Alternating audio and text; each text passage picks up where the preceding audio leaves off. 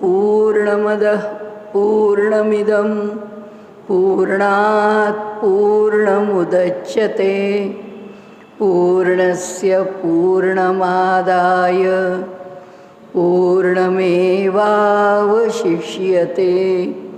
ओम शांति शांति शांती। यावर्षी आपण मांडुक्य उपनिषद घेतलेलं आहे, जे ओंकाराचं उपनिषद आहे. अनेक उपनिषद ओंकारावर आहेत. हेही विशेषत्वानी ओंकाराचं उपनिषद म्हणून ओळखलं जातं. कमीत कमी मंत्रामध्ये अधिकाधिक आशय असलेलं हे उपनिषद जितकं त्याच्यावर चिंतन करावं तितकं कमीच आहे. कारण इतका विषय त्याच्यामध्ये मांडला आहे त्यांनी, अगदी ज्याला ठासून भरला आहे असं म्हणतो, असा विषयाचा खूप बारकावा त्याच्यातून आपण चिंतन करत गेलो तर आपल्याला लक्षात येत राहतो. त्यामुळे या उपनिषदावर आपण कितीही वाचलं, अभ्यास केला तरीसुद्धा पुन्हा शिल्लक आहेच अशी स्थिती राहून जाते. आपण काल बघितला तो विषय असा की स्वप्नाच्या संदर्भामध्ये स्वप्न ही स्थिती जीवाच्या ठिकाणी आपण 3 स्थिती या देहामध्ये अनुभवतो: जागृती, स्वप्न आणि सुषुप्ती, जो आमच्या नेहमीच्या अनुभवाचा विषय आहे. आणि त्यातून जी तुर्यगा ही स्थिती आहे तो अनुभवाचा विषय आहे. तो त्यातला मी ओळखणं, आपलं स्वरूप जाणून घेणं, आत्मस्वरूपाचं ज्ञान होणं, याला आपल्याकडे ती तुर्यगा स्थितीमधली अनुभूती असं म्हणता येईल. काल आपण बघत होतो त्याप्रमाणे स्वप्नस्थितीचा विचार केला तर स्वप्नाचे जे छटा आपल्याला घेता येण्यासारख्या होत्या त्या स्वप्नछटा घेण्याचा आपण प्रयत्न केला. आणि त्यामधून आपण एक बघितलं की जसा जागृतीचा प्रांत प्रशस्त आहे, आपण बघितलं त्याप्रमाणे जागृती किती अंगांनी आपल्याला अनुभवता येते, जागृतीची व्याप्ती किती मोठी आहे. तसंच जागृतीमध्ये आपल्याला व्यवहारता ज्या गोष्टी सूक्ष्म वाटतात त्या तशा सूक्ष्म नसतात. त्या व्यवहारामध्ये सुद्धा त्या गोष्टी आम्हाला सूक्ष्म वाटणाऱ्या स्थूलच होतात. त्यामुळे जागृतीचा प्रांतसुद्धा आपल्याला समजून घेताना थोडासा फसवा होऊ शकतो की आपल्याला वाटतं हे सगळं कसं, ह्याच्यात फार बारकावा आहे हो, त्याच्यात फार बारकावा आहे हो, असं आपण पुष्कळ गोष्टींच्याबद्दल म्हणतो की हा विषय समजून घ्यायला जरा बारकाईने समजून घ्यावा लागेल, तो विषय समजायला जरा थोडी जाण असावी लागेल, असं म्हणत आपल्याला व्यवहाराच्या पातळीवर त्या स्थूलामध्ये सुद्धा अधिक सूक्ष्माचा विचार आपल्यासमोर येतो. पण वास्तविक पाहता आपण बघितलं तसं स्थूलाची पातळी साधनेच्या सुद्धा ठिकाणी किंवा मनाच्या एकाग्रतेच्या ठिकाणी पुष्कळ पुढेपर्यंत जाते. ते सगळं स्थूलच राहतं. आणि त्याकरता तो जो आत्मा आहे तो वैश्वानर आहे. कशामध्ये? जागृतीमध्ये, स्थूलामध्ये. काल आपण बघितलं ते आपण स्वप्नामध्ये बघितलं की स्वप्नाच्या पातळीवरती अनुभव देणारं जे आत्म्याचं स्वरूप आहे, ते अनुभव देणारं आत्म्याचं स्वरूप हे तैजस आहे. कारण तो आपल्या तेजाने आपली सृष्टी निर्माण करतो. जागृतीच्या पातळीवरती अध्यात्माच्या भूमिकेमधनं पाहायचं म्हटलं तर असं आहे की जागृती अधिकाधिक चांगली जगता यावी. जागृतीमध्ये आम्ही अधिकाधिक व्यवहार कसोटीने करावा, निकोप करावा. अंतःकरणाच्या स्थिती ह्या नेहमीच समतल असाव्यात. त्यामध्ये इन्फिरियरिटी कॉम्प्लेक्स किंवा सुपिरियरिटी कॉम्प्लेक्स म्हणजे न्यूनगंड किंवा अहंगंड कोणतेच असू नयेत. मनुष्यानी जशी स्थिती आहे, आपण जसे आहोत तसा नैसर्गिक जगण्याचा, साधा सरळ जगण्याचा प्रयत्न करावा. ती जागृती आपल्या मनबुद्धीलासुद्धा अडचणीत आणत नाही, त्रासात आणत नाही, आपल्यावरती ताणतणाव निर्माण करत नाही. आणि जे गीताकारांनी आपल्याला सांगितलं आहे एक सूत्र, कारण कुणाचंही आयुष्य सुखदुःखाच्या संमिश्रणाशिवाय असत नाही. सगळ्यांना सुख आहे, सगळ्यांना दुःख आहे, सगळ्यांना ताणतणाव आहेत, सगळ्यांना अनुकूल प्रतिकूलता आहे, सगळ्यांना सहन करावं लागतं, सगळ्यांना सोडून द्यावं लागतं. असं सगळं काही सगळ्यांच्या जीवनात सगळं येत असतं. परंतु या सगळ्यामध्येही एक गोष्ट महत्त्वाची त्यांनी आपल्याला सांगितली आहे, ती म्हणजे अशी की गीतेचं सार असं मी नाही म्हणणार, पण जी उचलून घ्यायची जी काही सूत्र आहेत त्यातलं हे एक सूत्र आहे, प्रसादस्तु प्रसन्नता. आपल्या आयुष्याला नेहमी प्रसन्नता असावी. आणि प्रसन्नता ही काय आहे? हा अनुग्रह आहे असं समजावं. ईश्वराचा अनुग्रह जर आमच्यावर आहे हे आम्हाला समजून घ्यायचं असेल तर आपण समजावं की आपल्यामध्ये प्रत्येकाच्या ठिकाणी अंतःकरण झाकोळणारे प्रसंग येतात. त्या प्रसंगामध्ये मनुष्य हल्ल्याशिवाय राहत नाही. दैनंदिन जीवनात येतात, रोजच्या रोज येतात. पण असे आले तरीसुद्धा जे पर्टर्बेशन आहे, मनुष्य आपल्या मूळ स्थानापासून जे हलतो ते लवकर मूळ जागेवर आलं पाहिजे. जशी ऑसिलेशन्स असतात, जशी आंदोलनं असतात, तशीच ही अंतःकरणाची आंदोलनं आहेत. त्या आंदोलनाचा जो स्विंग आहे, त्या आंदोलनाचा जो झोका आहे, इकडून तिकडे जातानाचं जे अंतर आहे, ते अंतर कमीत कमी असावं. एका स्थितीत मनुष्य ह्या टोकाचा त्या टोकाला गेला तरी लवकर रिस्टोर होण्याचा, लवकर मध्यावर येण्याचा, लवकर मुळाशी येण्याचा त्यांनी प्रयत्न करावा. हे सगळं आत्ता आपल्याला तत्त्वज्ञानाची भाषा म्हणून नाही बोलायचं. जागृती जर आपल्याला चांगली ठेवता आली, जागृतीत जर आपल्याला प्रसन्न राहता आलं, जागृतीतला व्यवहार जर आपल्याकडून अधिकाधिकच चांगला झाला तर आपली स्वप्नस्थिती पण चांगली आहे. आपल्याला जो स्वप्नस्थितीचा अनुभव येतो तो अनुभव भयप्रद, त्रास देणारे, आपल्याला गाढ झोप नाही म्हणून स्वप्न पडतायत अशी स्थिती यायचं काही कारण नाही. स्वप्न हा सुद्धा एक चांगलं अनुभवण्याचा विषय आहे. मनुष्य काल म्हणालो तसं की उत्तम जागृतीतून येणारं झोप आणि त्याच्यामध्ये येणारी स्वप्नस्थिती दोन प्रकारांनी येते. एक, स्वप्न पडतात कळत पण नाही, आणि एक स्वप्न कळतात ती माणसाला प्रसन्न करणारी असतात.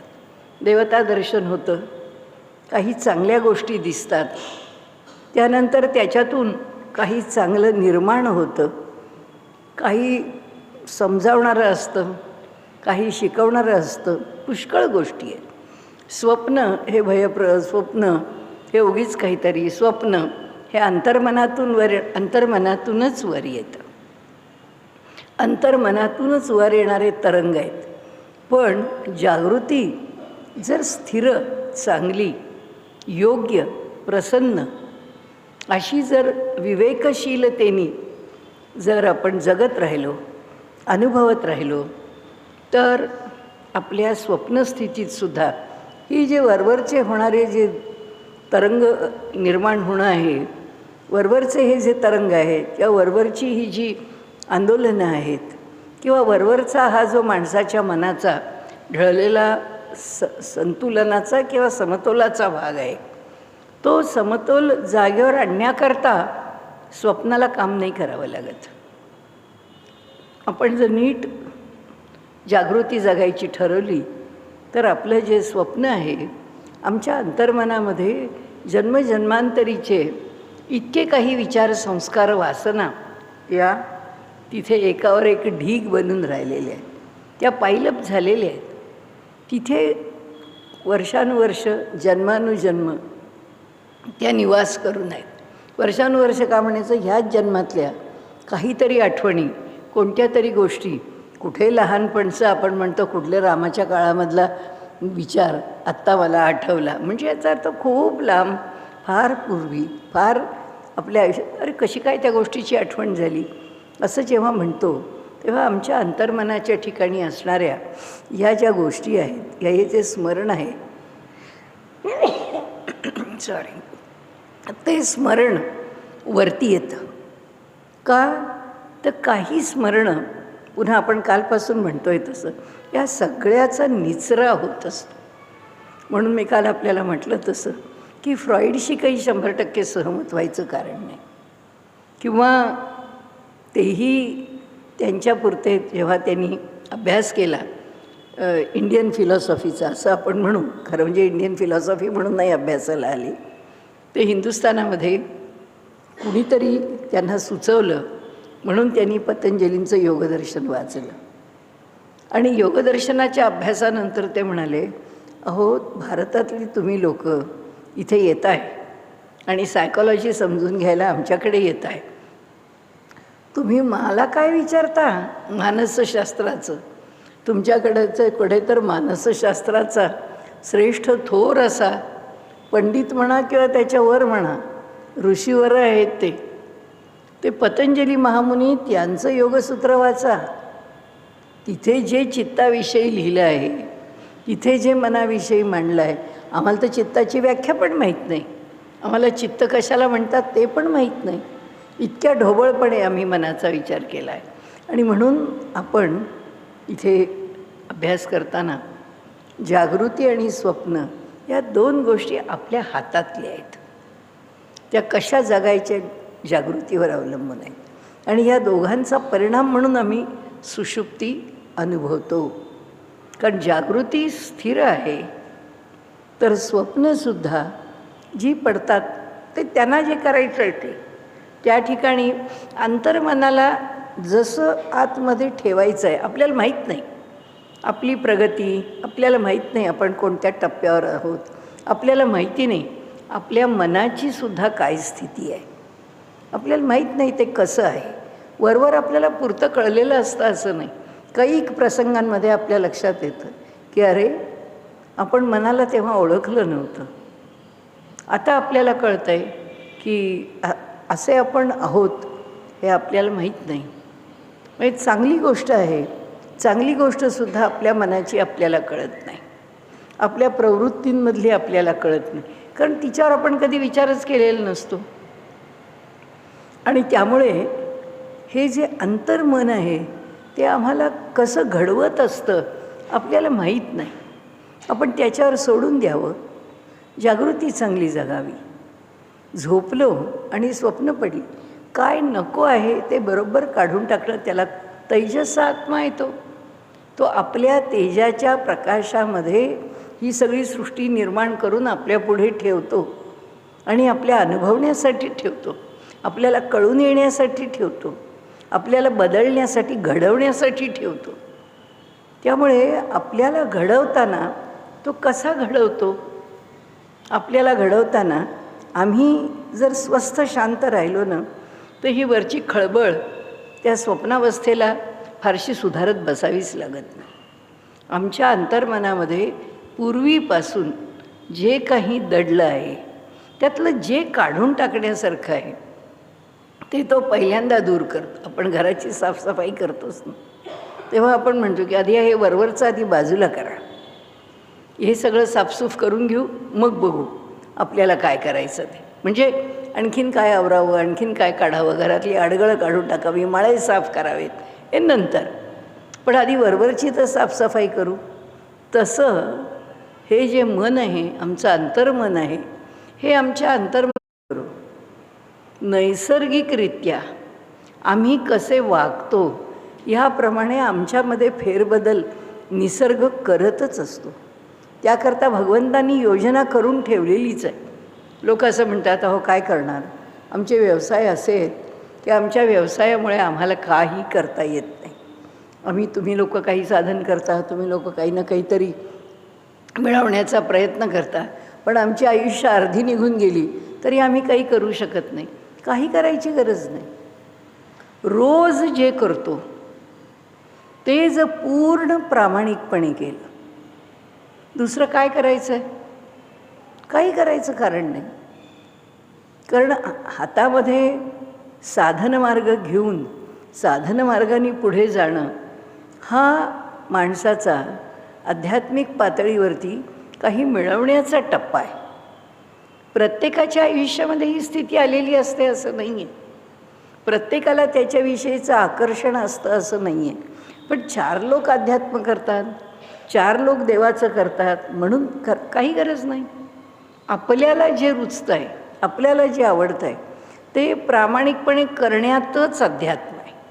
आणि असं नाही आहे की आम्ही जपजाप्य केलं म्हणजेच आमच्यात फरक पडेल. आम्ही जे काम योजलं आहे, घेतलं आहे, करतो आहोत ते जितक्या प्रामाणिकपणे करत राहू त्याचं काय आहे माहिती आहे का? कर्मामध्ये ना फार अवघड आहे सगळं. कारण माणसाला वाटतं काय आम्ही नुसतंच, असं नाही आहे.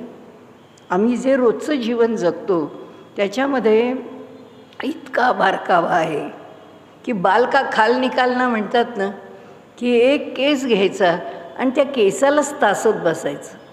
तर ते कसं काम आहे, ते किती सूक्ष्म आहे. तसं आहे कर्म, असंच आहे. कर्माचं जर पिंजत बसलो ना कर्माला, तर ते कर्म कितीतरी सूक्ष्म सूक्ष्म सूक्ष्म होत जातं. आणि मुद्दा हा नाही आहे मांडायचा. आता आपल्याला कर्माचं महात्म्य नाही सांगायचं, आपल्याला असं सांगायचं आहे किंवा आपल्याला बघायचा विषय इथे आहे त्या दृष्टीने असं आहे की आम्ही केलेलं जे कर्म आहे ते ज्या पातळीवरती प्रामाणिक आहे, ते ज्या पातळीवरती योग्य आहे, त्या पातळीवरती आमची आध्यात्मिक प्रगती होतच असते. आपण माणसं पाहत असतो, म्हणजे माझ्या मनास आलं म्हणून मी आपल्याकडे बोलते असं नाही आहे.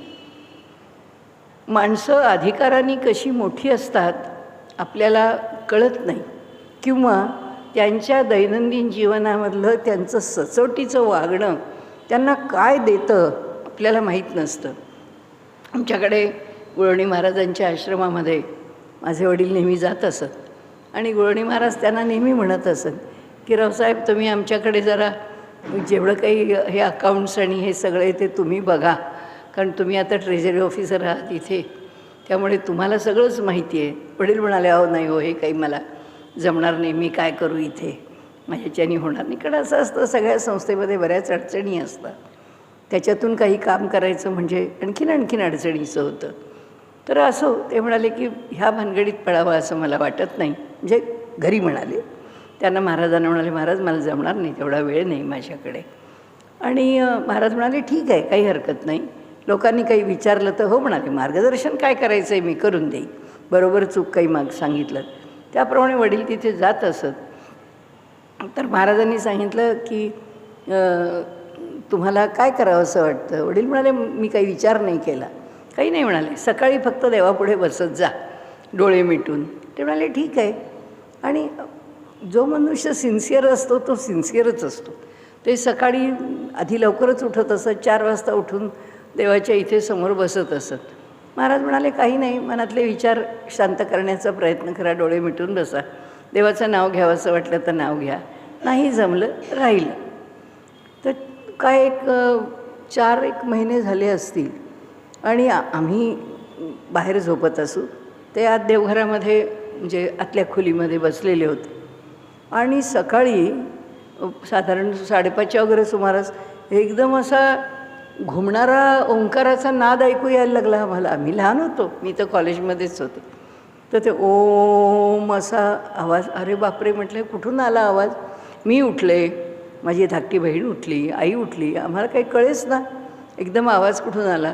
आम्ही त्या स्वयंपाकखोलीकडे धावत गेलो. वडील शांत, त्यांना काहीच कळलं नाही. त्यांच्या आतून तो ओंकार आपोआप उमटला, आपोआप ओंकाराचा नाद आला. आई म्हणाली काही त्यांना हे करायला नको, आपण नंतर बोलू. आम्ही परत थांबून राहिलो, आम्हाला भीती वाटली. आम्ही सगळे जागे त्यांच्या भोवती बसून राहिलो. थोड्या वेळाने काय त्यांची वेळ संपली, काय वाटलं ते आले बाहेर. आम्ही त्यांना म्हटलं तुम्हाला कळलं का हे असं असं झालं, आम्ही सगळे बसलेलो. नाही म्हणाले मला काही समजलं नाही. म्हटलं हा असा असा नाद निर्माण झाला. ते गुळवणी महाराजांकडे गेले. ते म्हणाले महाराज असं हे लोक म्हणत आहेत, मला तर काही कळलं नाही, असा नाद कसा निर्माण झाला. ते म्हणाले नाही, तुमची जी क्रिया आहे, माणसाचं जे एक एक एक चक्र जागृत होणं आहे किंवा सामर्थ्य वाढणं आहे किंवा एक जी स्थिती आहे, ती स्थिती चांगल्या प्रकाराने तुमची विकसित झाली आहे. त्यामुळे तुम्हाला हा अनुभव येतो आहे आणि तो अनुभव त्यांना पुढे आयुष्यभर काही काळपर्यंत असा ओंकार बाहेर ऐकू येत होता. नंतर नंतर हळूहळू तो कमी झाला आणि आतल्या आत काय त्यांची क्रिया होत असेल की असेल. पण म्हणजे मला सांगायचं असं आहे, काय करत होते? काही नाही. सकाळी उठून देवाला एक नमस्कार केला, एक स्तोत्र म्हटलं, रोजचा आपला उद्योग केला, ह्याच्यापेक्षा दुसरं काही नाही. ही प्रगती होते कशी? होते आपण जसे प्रामाणिकपणे राहू, आपण जसे योग्य प्रकाराने व्यवहार करू आणि विशेष म्हणजे आपल्या मनाला आपण अधिकाधिक चांगले ठेवू. मनाची निरागसता आपण जोपर्यंत जपत राहू, त्यानंतर मात्र जो येणारा बदल आहे तो बदल असाच अनुभवाला येईल असं नाही. पण मनुष्यामध्ये जे काही बदल व्हायचे आहेत आध्यात्मिक, ते होतच राहतात. निसर्गाने त्याची सोय करून ठेवलेली आहे. म्हणून ह्या आपण काल स्वप्नाच्या अवस्थेमध्ये आपण जे पुन्हा पुन्हा किंवा इतका वेळ आपण त्याच्यावरती घालवला, त्याचं कारणच हे आहे की आमची जागृती आम्ही सांभाळली की आमचं स्वप्न आमच्यातल्या सगळ्या वाईटांना दूर करतंच. हा तेजस आत्मा जो आहे, आपल्या तेजाने आम्हाला जे दर्शवतो, आम्हाला जे दाखवतो, ते काय आम्हाला दिसलंच पाहिजे असं नाही आहे. तो जे आत आहे ते वर काढतो, ते त्याचं सामर्थ्य आहे. आमच्या अंतर्मनामध्ये जे जे काही खळबळ असेल, काय माहिती काय काय लपून राहिलेलं आहे इतक्या जन्मजन्मांतरीचं, त्याला जे योग्य वाटतं ते सगळं तो काढून टाकतो. आपल्यात फरक पडत जातो, प्रवृत्ती बदलत जाते, आपले अनुभव बदलत जातात, व्यवहार बदलत जातो. सांगण्याचा हेतू असा की हे जे अंतर्मन आहे, या अंतर्मनाची शुद्धी ह्या स्वप्नावस्थेमध्ये पुष्कळ प्रमाणामध्ये साधली जाते असं म्हटलं तर त्याच्यात अतिशयोक्ती ठरू नये. 7 अष्टमांश वासना आणि संस्कार आतमध्ये बसलेले आहेत. त्या संस्कारांचा निचरा होणं किंवा संस्कार दुर्बल होणं किंवा तिथेच नष्ट होऊन जाणं, संपून जाणं, त्यांचा नाश होणं, ह्या गोष्टी घडायला जो जागृती आणि स्वप्न, त्या स्वप्नाचा उपयोग खूप होतो. स्वप्नासारखंच जागृती आहे. आपण पहिल्या दिवशी बघितलं त्याप्रमाणे की आत्ताही आपण म्हटलं त्याप्रमाणे आपला व्यवहार आहे. व्यवहार आपण आपल्या, मी नेहमी एकच वाक्य माझ्यापुरतं मी लक्षात ठेवलेलं आहे, आपल्या पायांनी चालावं आणि आपल्या डोळ्यांनी पाहावं. जग काय करतं, जग कसं चालतं, आता असंच आहे हो, आता काळ बदलला असं तुम्ही म्हणता, असं करून चालत नाही.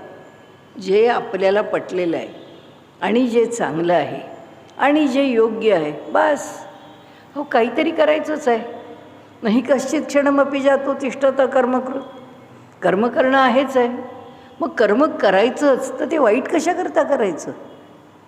कर्म करायचंच तर ते योग्य का नाही करायचं? योग्यच करावं.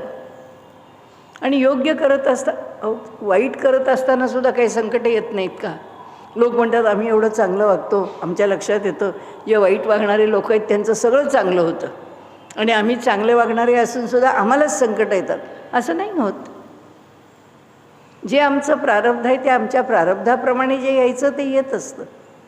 त्यामुळे जागृतीतसुद्धा आपण सावधपणे जगत राहिलो, सावधपणे व्यवहार करायचा प्रयत्न. मनुष्य आहे, तो चुकणार आहे, तो चुकत राहील, तोही प्रश्न नाही. कारण असं थोडंच आहे की सगळं आयडियली प्रत्येक गोष्ट घडेल असं नाही.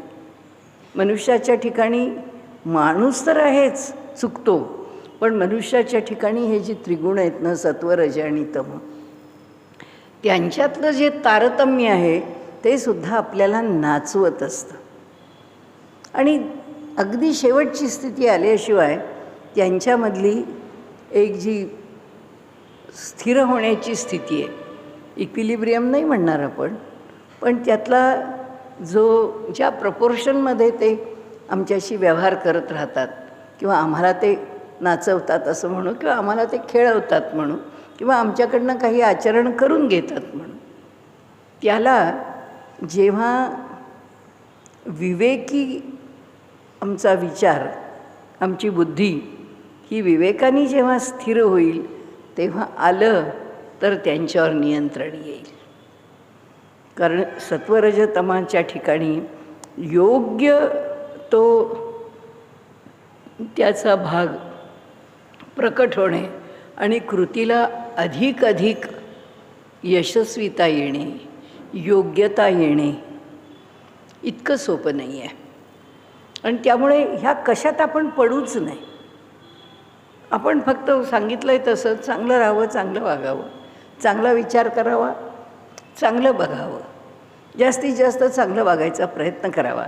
ह्या उपनिषद पुढे तर आपल्याला बघायचंच आहे, उपनिषदाच्या पुढच्या भागांमध्ये, की त्याचे लाभ काय आणि कसे होतात ते. पण आत्ता फक्त आपण त्या आत्म्याला ओळखून घेतो आहे की जागृतावस्थेमध्ये हे आत्मतत्व आमच्याकरता काय करतं. ते आम्हाला सजग करायला बघतं, आम्हाला शहाणं करायला बघतं, आमच्याकडनं योग्य व्यवहार व्हावा हे बघतं. आणि तसा योग्य व्यवहार झाला तर लौकिकातलं आमचं जीवन सुखाचं होतं, लौकिकातले आमचे व्यवहार अधिकाधिक योग्य आणि यशस्वी होतात. त्यातून स्वप्नावस्था आली. हा जो वैश्वानर आहे त्या वैश्वानरानंतर आपण तैजसाकडे आलो. तैजसाकडे आल्यावर तोही काय करतो, तो म्हणतो इतका चांगला बाहेर वागला आहेस, तो माझ्या ताब्यात जेव्हा तू झोपेकरता येशील त्यावेळी काय असेल, काय होईल, तुला त्याचे लाभच होतील. मी तुझ्या ठिकाणचं असणारं जे काही जळमट आहे, जे काही भरून राहिलेलं त्याच्यामध्ये त्याज जे आहे ते सगळं मी दूर करतच राहीन. हळूहळू हळू त्यातल्या सगळ्या वासना वर येत राहतात, त्या सरफेस होतील. त्या काय फक्त वाईटच वासनावर येतात का, असं नाही आहे, चांगल्या पण वासनावर येतात. त्या ज्या वर येतात तो टाकून देत नाही, त्याचं फल देतो आम्हाला. आणि ह्या वाईट वासनांचं पण फल देतो, की त्या दूर करून तो त्याचं फल देतो. ह्या आमच्या व्यक्तिमत्वामध्ये रुजवून त्याचं फल देतो, की आमचं जे चांगुलपण जन्मजन्मांतरीचं असेल. आपण म्हणतो सुद्धा काय माहिती बुवा, पण असं आलं खरं मनात आणि मी केलं आणि ते चांगलं झालं. अशा आता विषय वाढवायचा नाही म्हणून आपण वाढवत नाही, पण अशा घटना जीवनात घडत असतात की मनुष्याला आतून कुठून तरी एक स्फुरण येतं, आतून कुठून तरी एक विचार येतो आणि तो विचार त्याचा मागोवा घेत आपण जगतो. आणि त्याचा मागोवा घेत आम्ही जेव्हा पुढे जातो त्यावेळी आम्हाला काय मिळतं, आम्हाला काय लाभतं, तर वाईटाचा निचरा झाल्यानेही आम्ही 2 पावलं पुढेच गेलेलं असतो. आणि चांगलं आमच्यामध्ये जागृतीच्या पातळीवर किंवा आमचा स्वभाव म्हणून किंवा आमचा व्यवहार म्हणून किंवा आमची मानसिकता म्हणून किंवा आमच्या बुद्धीमध्ये आलेली प्रगल्भता म्हणून ते सगळं आम्हाला चांगलं घडवतं. म्हणजे हाच तर आध्यात्मिक बदल आहे ना, हाच तर आमच्या आत्म्याच्या आश्रयानेच आम्ही राहतो ना. आध्यात्मिक म्हणजे काय, आमच्या देहात घडणारा बदल, आमच्यामध्ये होणारा बदल, हा बदल होतच राहतो. आणि म्हणून सावधता इथंच आहे, सावधपण इथेच आहे. कशात आहे, जन्मजन्मांतरीचे जे संस्कार आहेत ते संस्कार लवकरात लवकर पुसले जावेत. ते जसे जसे पुसले जातील किंवा ते जसे जसे बाहेर निघून जातील तसं तसं आतलं सगळं स्वच्छ होईल ना. कारण हे जे सगळं आहे ते म्हणजे भरलेलं सगळं, आपण ज्याला काय म्हणू, ही सगळी हे सगळं पोल्युशन काय आणि ह्या सगळ्यामुळे झालेली वातावरणामधली जी गढूळता काय, तसंच आहे. तेही निचरा करण्यासारख्या वस्तूंनीच भरलेलं आहे. तेही चेंबरच आहे, त्याच्यामध्ये पुष्कळ घाण तुंबूनच राहिलेली आहे. ती तितकी जितकी निघत जाईल आपल्याला बरं वाटत नाही. कुणी म्हणतं अहो काय सांगू, आज 8 दिवस झाले मला ना नुसती धडधड धडधड धडधड होती. काय मला कळत नाही, पण मला भीती वाटल्यासारखं होतं. असं काही नसतं. आम्ही फक्त समजून उमजून आमचं जीवन जगावं. स्वार्थाची बाजू धरायची आणि आम्ही आमच्या स्वार्थाने जगत राहायचं आणि त्याच वेळी आम्हाला समाधान आणि शांती मागायची. कुठून येणार सांगा? येणार नाही, मिळणार नाही. प्रत्येकाला त्याची किंमत द्यावीच लागते, ती किंमत मोजावीच लागते. ती मोजल्याशिवाय मिळत नाही. आणि चांगुलपण इतकं सोपं आहे का? ते मिळायला त्याच्याकरता कष्ट आहेत, ते मिळवायला त्याच्याकरता मेहनत आहे, सातत्याने त्याचं अनुसंधान आहे की जे ठेवावंच लागतं. असो, सांगण्याचा हेतू असा की आपण स्वप्नावस्था बघत असताना त्यातला सर्वात महत्त्वाचा भाग जर काही असेल तर आपलं जे अंतर्मन आहे ते अंतर्मन स्वच्छ झालं पाहिजे. आपल्या अंतर्मन ते जितकं स्वच्छ होत जाईल, त्याच्यावरचा जितका ताण कमी होत जाईल, तितकी प्रसन्नता आपल्याला मिळेल. त्याचं कारण काय? तर जागृती. त्या जागृतीमध्ये आम्ही जितका चांगला व्यवहार करू, तितका तो चांगला व्यवहार आम्हाला त्या स्वप्नाच्या स्थितीमध्ये चांगल्या गोष्टीकडे नेईल, आमच्यामध्ये योग्य ते बदल करेल. काय असतं याच्यात आपण एक मुद्दा धरलेला नाही आहे. तो असा आहे, ईश्वर कृपावंत आहे. तो आमच्यावर सातत्याने दया करणारा आहे. अग्निमिळे पुरोहितम इथून सुरुवात झाली की त्याच्यामध्ये असं म्हटलं आहे की तो न्यायी आहे. त्याच्या ठिकाणी प्रामाणिकपणा आहे की तो कुठलंही त्याचं माप धारवाडी काटा आहे त्याचा, इकडे इकडे झुकणार नाही. तो न्यायी आहे हे अगदी खरं. आमच्या कर्माचा लेखाजोखा मांडलेला त्यांनी तपासला की त्याचं काय फळ द्यायचं, इथे तो न्यायीच आहे. पण त्याचवेळी तो दयाळू आहे. आणि त्यामुळे आम्ही जेव्हा चांगलेपणाने व्यवहार करतो तेव्हा शेवटी त्याची दया ती काम करते. आमचं चांगलं वागणं फक्त आमच्या बाजूनी होऊ दे, बस आहे. पुढचं सगळं तो बघून घेईल. म्हणून प्रसादस्तु प्रसन्नता एवढ्या करताय. प्रसाद म्हणजे त्याची कृपा, म्हणजे काय? प्रसन्नता आहे. आम्ही कशाकरता दुःख करायचं की अरे हे माझ्या मनासारखं होत नाही, अरे ते माझ्या मनासारखं होणार नाही. होईल नाही तर न होईल, तो बघून घेईल. त्याची काळजी करायचं आपल्याला कारण नाही आहे. तो करील, तो पाहील, तो बदल घडवील. आमचं काय काम आहे? आम्ही आमचं चोख त्याच्यासमोर हे बघ. असं नेहमी एक माझ्या मनात असा एक विचार असतो की आता त्याच्याकडे जायचंच आहे केव्हा ना केव्हा तरी. जेव्हा त्याच्याकडे जाऊन समोर उभं राहायची वेळ येईल तेव्हा त्यांनी विचारलं, काय म्हणतोस, कसा आलास खालून वरती, काय तुझी परिस्थिती? आपण काय माहीत नाही, बाकी काय आहे माहीत नाही, पण तुझ्यापासून लपवावं असं काही केलेलं नाही.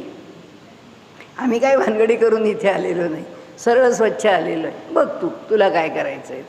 तू म्हणेल तुझ्या मनात काय? आपण म्हणू ठीक आहे, तू काय हे एवढ्या अडचणी निर्माण केल्यास, आयुष्यामध्ये काही ना काहीतरी घडामोडी करत बसलास, नसतं केलंस तर बरं झालं असतं असं आम्हाला वाटत होतं. पण आता काय करणार, तू केलंस, तक्रार काय करून उपयोग आहे, भोगून तर वर आलो आहे. आता तुला काय करायचं आहे कर. एक आहे की त्याच्या नजरेला नजर मिळवण्याची ताकद आमच्याकडे असली पाहिजे. आमचा व्यवहारच इतका प्रामाणिक राहिला पाहिजे. काय बोलतोस बोल, तुला काय म्हणायचं आहे म्हण. हे असं मी आलेलं आहे. कारण इथे उपनिषद किंवा वैदिक वाङ्मय हे आपल्याला तेजस्विता शिकवतात. आपल्याला गुळमुळीत आम्ही काय करणार, आम्ही दिनदुबळे असा नाही विचार. जगताना असं नाही जगायचं. शरणागती आहे. जेव्हा भगवंताच्या पुढे शरणागत होऊ तेव्हा दिनदुबळे काय वाटेल ते म्हणा. तुझ्या पायावर लोळण घेताना काय जे म्हणायचे आहे त्या शरणागताच्या ठिकाणी ती वेगळी गोष्ट आहे. शरणागतीचा भाग वेगळा आहे आणि जीवन जगण्याचा भाग वेगळा आहे. त्या जगण्याला तेजस्विता आहे. हे सगळं आम्हाला काय सांगतायत? हे एकानंतर एक आत्म्याचं स्वरूप जेव्हा आमच्याकडे प्रकट करून सांगतायत, तेव्हा जागृती कशी असावी, त्या जागृतीतला आत्म्याचा व्यवहार कसा आहे. स्वप्न आहे म्हणजे आम्ही झोपलो आहे, झोपेत तरल अशी स्थिती आहे, त्या स्थितीमधला आमचा व्यवहार कसा असावा सांगता आहेत. कारण तो जागृतीतला व्यवहारच तिथे येणार आहे. आम्ही जर योग्य व्यवहार केला असेल तर आम्हाला आजचं खरकटं काढण्याची गरजच नाही आहे. आजचं पान स्वच्छच आहे. फक्त अंतर्मनातलं काय आहे ते वाईट निघून जाईल, जे चांगलं आहे ते चाळून आमच्यापर्यंत येईल आणि ते आम्हाला घडवत पुढे नेईल. जीवन विकसित करणं, जीवनाला पुढं नेणं, त्या व्यक्तीचं अधिकाधिक कल्याण करणं हेच तर देवाचं काम आहे.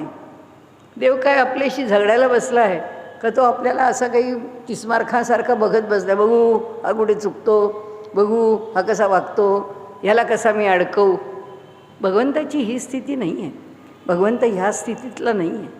भगवंत दयाळू आहे. फक्त त्याच्या काठीला आवाज नाही आहे.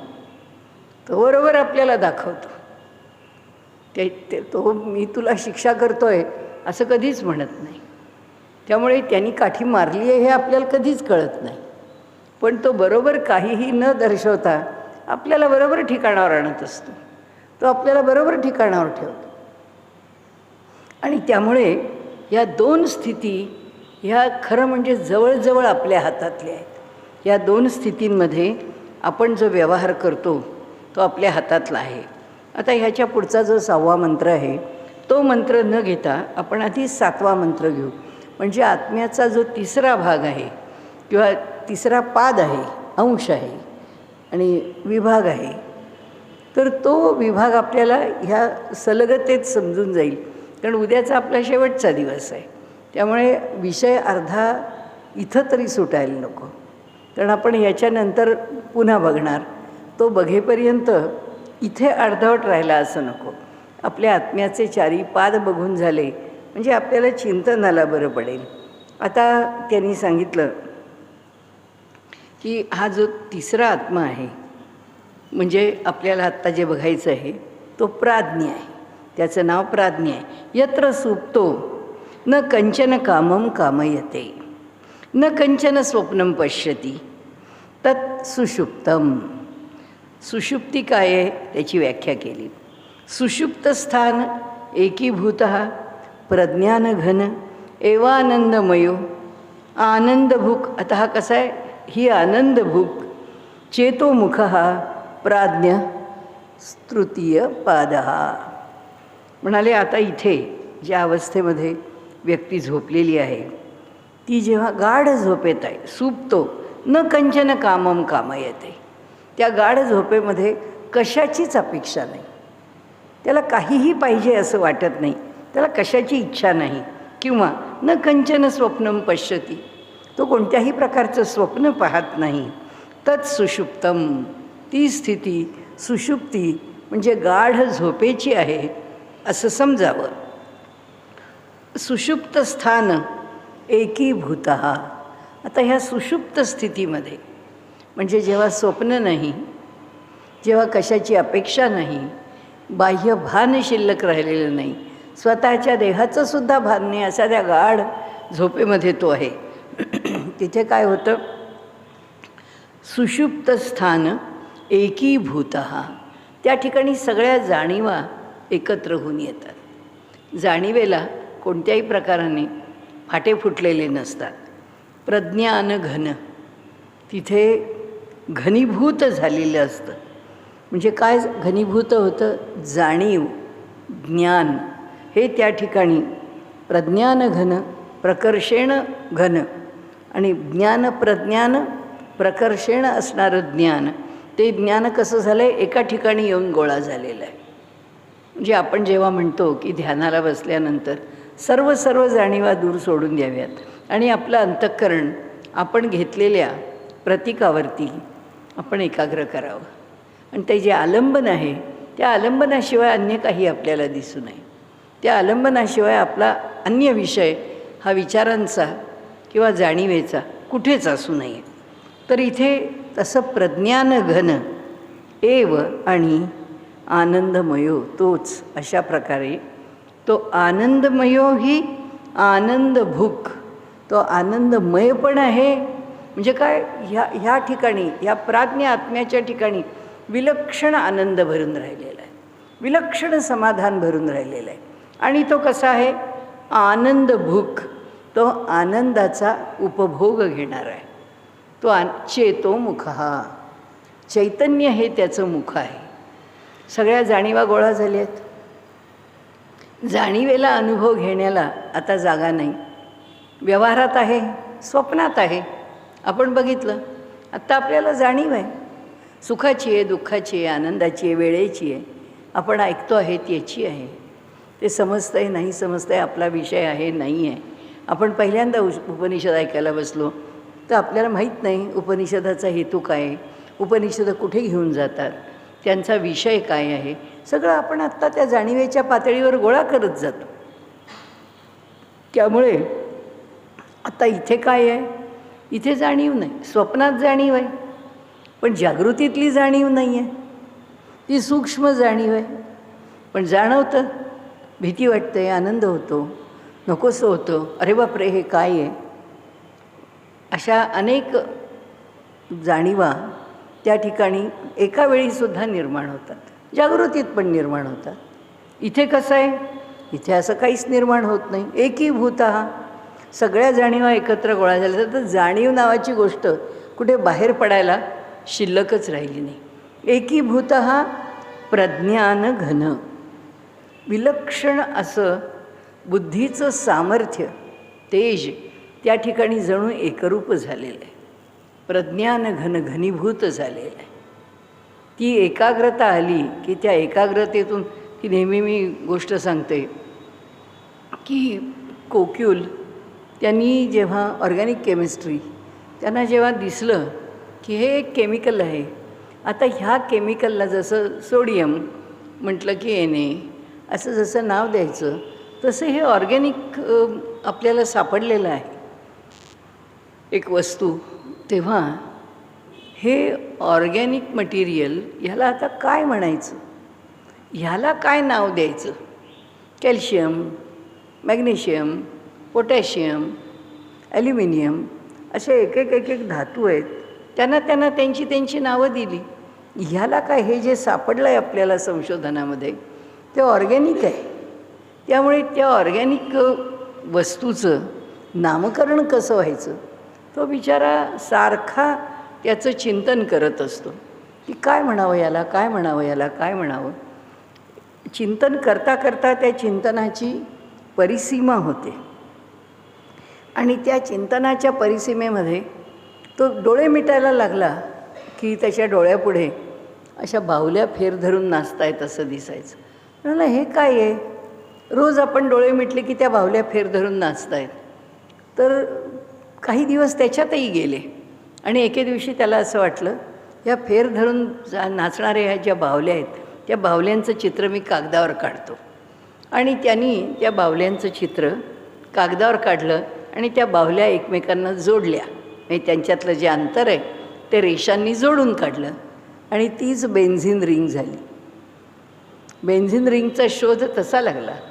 ऑर्गॅनिक केमिस्ट्री ज्याच्यातून सुरू झाली किंवा ज्याच्यावरती उभी आहे, त्याच्या पायाभूत असणारी जी बेन्झिन रिंग आहे ती त्याला अशी चिंतनात सापडली. आईन्स्टाईन म्हणतो की माझी थिअरी ऑफ रिलेटिव्हिटी मला माझ्या चिंतनात नाही सापडली. मी पुष्कळ त्याच्यावर विचार करत होतो, त्या विचारात मला त्या विचाराचं स्फुरण झालं. किंवा E=mc², एनर्जीचं इक्वेशन मी मांडलं, ते मला दिसलं, ते मी पाहिलं. कारण आत्यंतिक चिंतनानंतर ह्या गोष्टी दिसतात. व्यवहारामध्ये सुद्धा जेव्हा एखाद्या गोष्टीच्या विषयीचा ध्यास असतो तेव्हाच ते आपल्याला दिसतं, तेव्हाच त्याची अनुभूती येते. हे माझ्या जवळचंच उदाहरण आपल्याला सांगते की पंढरपुरातलंच उदाहरण आहे. की आई आणि मुलगा, आईचं मुलावर इतकं विलक्षण प्रेम की ती कुठेही असली तरी तिचा जीव त्या मुलाजवळच. एके दिवशी असं झालं की मुलगा बाहेर खेळत होता, एकदम ह्या धावत निघाल्या आणि शेजारच्या वाड्यात गेल्या तर तिथे त्यांचा मुलगा खाली पडत होता आणि ह्या गेल्या आणि त्यांनी त्याला जाऊन पकडलं. तर आश्चर्य वाटलं. त्या बाई म्हणाल्या, "आहोत तुम्ही कशा आला तिथे धावत?" नाही म्हणाल्या, "मला माझ्या घरामध्ये अलीकडच्याच वाड्यात त्या राहत होते." म्हणाल्या, "मला माझ्या वाड्यात माझा मुलगा पडला आणि आई म्हणून ओरडला असं मला ऐकायला आलं. अजून मुलगा पडत होता." काळाचं आपण काल जसं म्हटलं ना की काळ असा आहे की त्या काळाला कशाच्या सीमा बांधू शकत नाही. कालम काल कलातीतम कलिताशेषम कलिदोषग्नम कालत्रयगती हेतुर प्रणमत गोविंदम परमानंदम. कालाचं स्वरूपच वर्णन केलेलं आहे की कालत्रयाची गती आम्हाला कळू शकत नाही, कारण काल असा विलक्षण आहे.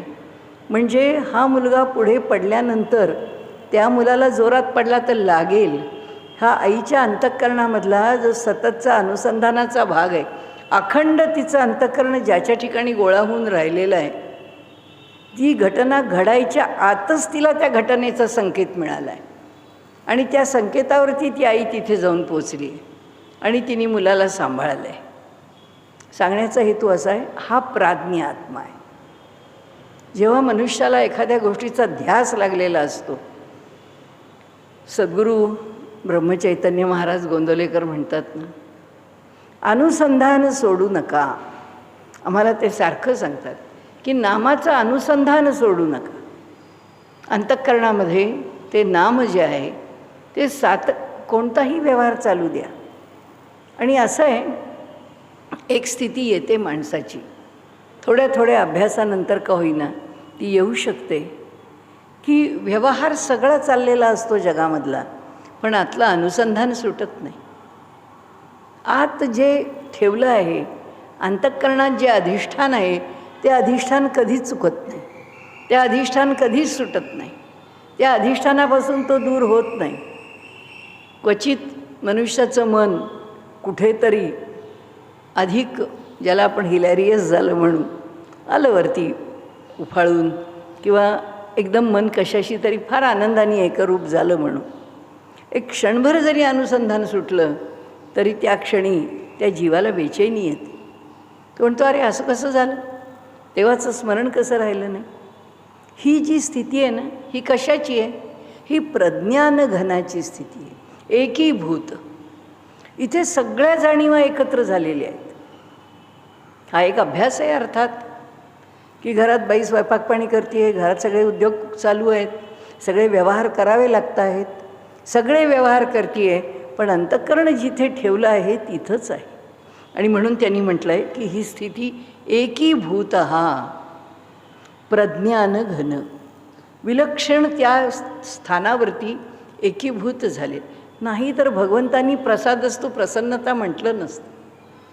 ही जी प्रसन्नता आहे, हा जो प्रसाद आहे, ही कृपा आहे ईश्वराची. कारण का? प्रसन्नता कुठे? हृदयात आहे, त्या भगवंताच्या ठिकाणी अंतःकरणाला ठेवून दिलेला आहे. आणि म्हणून हा जो आहे तो कसा आहे? तो प्रज्ञान घन आहे. जितकं आम्हाला आमच्या आयुष्यात आमच्या मनबुद्धीला एका स्थानावर बांधून ठेवता येईल. पतंजलींनी फार सुंदर त्याचं वर्णन केलं. देशबंध चित्तस्य धारणा, की म्हणाले धारणा कशाला म्हणावं चित्ताची? एका देशावरती त्या चित्ताला बांधून ठेवावं लागतं. ते तिथेच राहू दे. आमचा देह, आमचे विचार, आमच्या कृती जसं वासराला बांधून ठेवलेलं असतं गोठ्यामध्ये, चांगला त्याचा कासरा लांब केलेला असतो, तो लांब कासरा असतो, ते वासरू इकडून तिकडे तिकडून इकडे बागडतं हिंडते, त्याला काही वाटत नाही त्या कासऱ्याचं, कारण त्याची काही स्वतंत्रता धोक्यात आलेली नसते.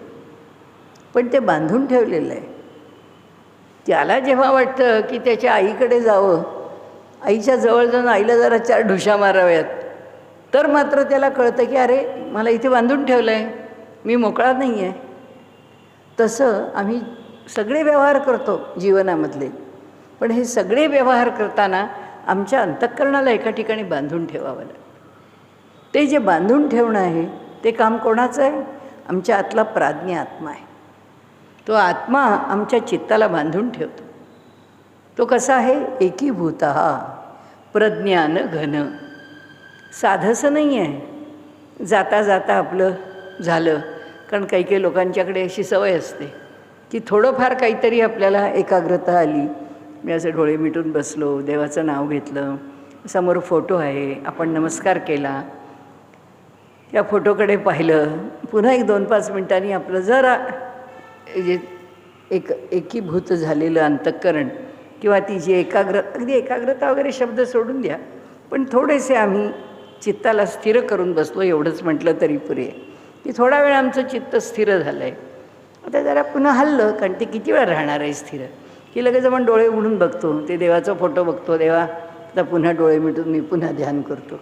देवाकडे पाहिलं, आपण डोळे उघडले, देवाकडे पाहिलं आणि देवाचं फूल वरून खाली पडलं. झालं आम्हाला असं वाटलं की देवाला माझं केलेलं ध्यान पावलं, की लगेच आपण दुसऱ्याला आपला अनुभव सांगतो. अहो काय सांगू तुम्हाला, मी ध्यानाला बसले ना की मला ध्यानात फार अनुभव येतात. तर समोर म्हणतो कसला अनुभव येतो हो? हो म्हणाले, असं मी ध्यानाला बसलो आणि मी बसले आणि 2-3 मिनिटांनी मी डोळे उघडले तर देवाच्या अंगावरचं फूल खाली पडलं. देवानी ते इतकं गबाळं नाही आहे. हे सगळं प्रकरण जे आहे ना, हे इतकं गबाळं नाही आहे. आणि त्यामुळे हे प्रज्ञान घन हे जे प्रकरण आहे, सर्व जाणीवा एका ठिकाणी गोळा होणं, म्हणून ती देशबंध चित्तस्य धारणा, त्या चित्ताला एका स्थानावरती पक्क बांधून ठेवलेलं आहे. तेव्हा तर धारणा आहे. ध्यान त्याच्या पुढं आहे, त्याचा प्रत्यय तर पुढे यायचा आहे. एका ठिकाणी बांधून ठेवणं, त्यांनी इथे म्हटलं आहे प्राज्ञाच्या पातळीवरती प्रज्ञानघनाची स्थिती सांगितली. ते घनीभूत झालं आहे तिथे, ते त्याच्या चरमस्थितीमध्ये आलेलं आहे. आणि प्रकर्षेण ज्ञानमय असणारं घनीभूत झालेलं असं चित्ताचं स्वरूप, असं आपल्या अंतःकरणाचं स्वरूप त्या ठिकाणी झालेलं असतं. एव आनंदमयो. तसाच अशा प्रकारे म्हणाले, तो काय आहे? आनंदमय आहे. विलक्षण आनंद आहे त्या स्थितीत, विलक्षण आनंद आहे. तुकाराम महाराज म्हणतात तसं आनंदाचे डोही आनंद तरंग, आनंदाची अंग आनंदाचे. शिवाय आनंदाच्या दुसरं काहीच दिसत नाही, शिवाय आनंदाच्या दुसरं काहीच राहत नाही. कारण ती आनंदाची स्थिती जर प्राप्त झाली तर या जगाकडे पाहण्याचा दृष्टिकोनच बदलून जातो. कारण हे जग सुख दुःख स्वीकार अस्वीकार, अरे किस गली का नाम है, काय त्याचा विचार करायचा आहे. म्हणून नेहमी आपण जे म्हणतो ना, आपल्या पायांनी चालावं, आपल्या डोळ्यांनी जग पाहावं, चालत राहावं. आणि त्यामुळे इथे त्यांनी म्हटलं आहे तसं त्या आनंदमय असणाऱ्या अशा आत्म्याचा आपल्याला थोडा तरी प्रत्यय येतो. आता जाणीव नाही, बरं आता जाणीव नाही देणार आहे. एकीभूत जाणीव एकरूप झालेली. ती कशी झाली आहे? प्रज्ञान घन. ज्ञान सगळं, कारण जाणीवेतून येणारं ज्ञान आहे, ते सगळं एका ठिकाणी पक्क गोळा होऊन बसलेलं आहे. तिथे कुठे सांद फट नाही आहे, पक्क गोळा झालेला आहे. आणि मग म्हणून एव आनंदमयो, म्हणून तो कसा आहे? अशा प्रकाराने केवळ आनंद आहे. कारण इथं काहीच राहिलं नाही ना, ना ज्ञानेंद्रिय, ना कर्मेंद्रिय, ना कोणती जाणीव म्हणजे अंतःकरण, काहीच नाही. मग आता हे सगळं एकरूप झाल्यावर काय होतं? आनंद भूक, तो आनंदाचाच उपभोग घेतो. सतत आनंदच आहे. आनंद कधी लोप पावतच नाही, प्रसन्नता कधी सोडून जातच नाही. त्याचं मुख काय? चेतो मुख.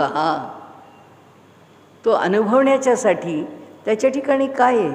चैतन्य हे त्याचं मुख आहे, जाणीव हे त्याचं मुख नाही आहे. आपण जर ते लक्षात घेऊ शकलो तर बघा की आम्ही आमचे सगळे व्यवहार जाणीवेच्या पातळीवर करतो.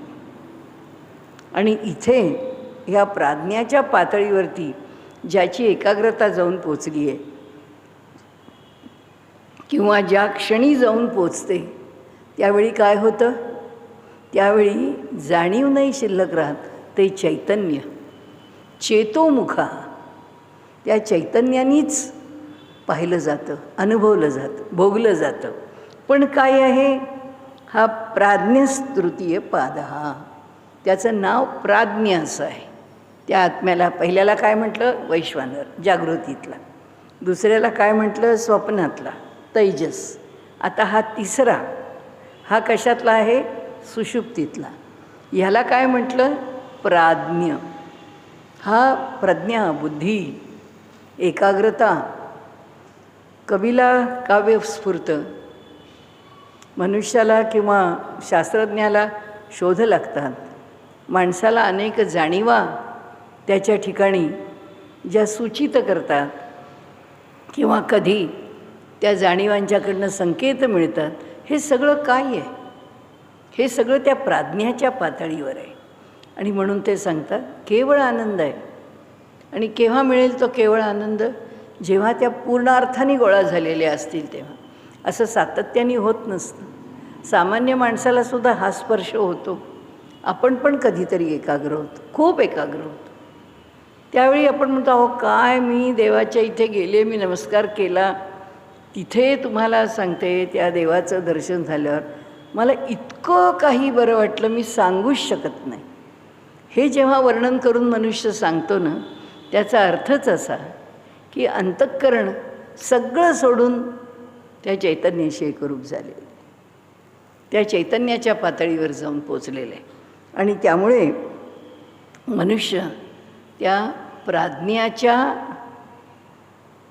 छायेखाली, त्या प्राज्ञाच्या छत्रात याचा अनुभव घेतो. हा तिसरा आनंदाचा विषय आहे. हा विषय थोडासा पुढच्या वेळी म्हणजे उद्या आपण पुरा करू, कारण आता आपली वेळ संपत आली आहे.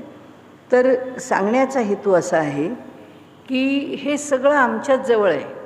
कुठे शोधिशी काशी, कुठे शोधिशी रामेश्वर. कुठे काही काशी रामेश्वर बघायलाच जायला नको आहे. आमच्याच हृदयात परमात्मा आहे. आमच्याच देहात सर्व स्थिती आहेत. आमच्याच देहात ते आत्मतत्व आमच्याबरोबर खेळत आहे. उलट म्हणून आम्हाला खेळवत आहे जाणीवेच्या रूपातून. आम्ही फक्त त्याच्याकडे बघायला जात नाही. आम्ही फक्त थोडे थांबायला तयार नाही. आम्हाला सगळं फटाफट फटाफट पाहिजे की काही नाही, आम्हाला हे करायचं आहे, आम्हाला ते करायचं आहे. मग आम्ही काय करू? इथे सप्ताहाला जाऊ. आम्ही काय करू? इथे जपयज्ञ चालू आहे, तिथे जाऊ. आम्ही काय करू? हे सगळे लोक मिळून ऑनलाईन काही पठण करतायत, श्रीसूक्त म्हणतायत, रुद्र म्हणतायत, विष्णू सहस्रनाम म्हणतायत, त्यांची पारायणं चालू आहेत, आम्ही करू. हे सगळं वाईट काहीच नाही आहे. पण आपण म्हटलं तसं हे स्थूलाच्या पातळीवरचं आहे, हे जागृतीच्या पातळीवरचं आहे. जागृतीच्या म्हणजे अगदी स्थूल आहे. आम्हाला अंतर्मुखच व्हावं लागेल. आमच्या सगळ्या जाणीवा गोळा करून त्या आम्हाला एका ठिकाणी घनीभूत कराव्या लागतील. आणि त्या जेव्हा एकत्रित होतील, गोळा होतील, तेव्हा आम्हाला आनंद मिळेल, तेव्हा आम्हाला सुख मिळेल. तत्त्वज्ञान, जीवनातलं समाधान, आपल्याला आपल्या आयुष्यातलं सुख असं बाहेर धावून मिळतच नाही, मिळूच शकत नाही. आपल्याला शांतच व्हावं लागेल. आपल्याला एका ठिकाणी बसावंच लागेल, स्थिर व्हावं लागेल. आपल्याला त्याचा विचार करावा लागेल. आपण कुठे आहोत, आपण कसे आहोत, आपण काय करतो आहोत, आपण कुठे चुकतो आहोत, आपण कुठे बरोबर आहोत. आत्मपरीक्षण आहे, करावं लागेल. म्हणून त्यांनी इथे हा प्राज्ञ आमच्याकरता काम करतो. हो, करत असतो. ज्या प्रमाणामध्ये आम्ही एकरूप होतो, ज्या प्रमाणात आम्ही एकाग्र होतो, त्या प्रमाणामध्ये हा प्राज्ञ आम्हाला अनुकूल झालेला असतो. वश झाला असं नाही आपण म्हणणार, अनुकूल होतो. आणि तो अनुकूल आहे, तो आनंद देतो. म्हणून पॅरालिसिस झालेला, अंथरुणाला खिळलेला मनुष्यसुद्धा आनंदात का असतो? तो तरीही जगण्याची इच्छा करतो, तरीही आहे त्या परिस्थितीमध्ये आशावादी असतो. का असतो? त्याचं कारण असं की ह्या प्राज्ञाला तो रोज स्पर्श करतो. आपण अजून त्या विषयाला भिडलोच नाही. ही जी गाढ झोपेची स्थिती आहे, ही गाढ झोपेची स्थिती काय, त्या प्राज्ञाच्या जवळच जाणं आहे. आणि त्या गाढ झोप, आम्हाला ती मिळाली गाढ झोप की काय आहे, आनंदच आहे.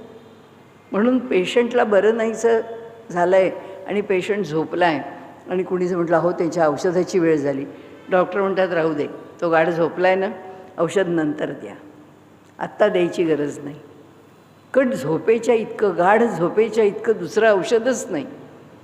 त्याच्यातूनच तो अधिक बरा होणार आहे. फक्त विषप्रयोग झाला आहे किंवा विष चढलं आहे त्यावेळी मात्र झोपू देत नाही, कारण ते आणखीन शरीरामध्ये चढत जातं.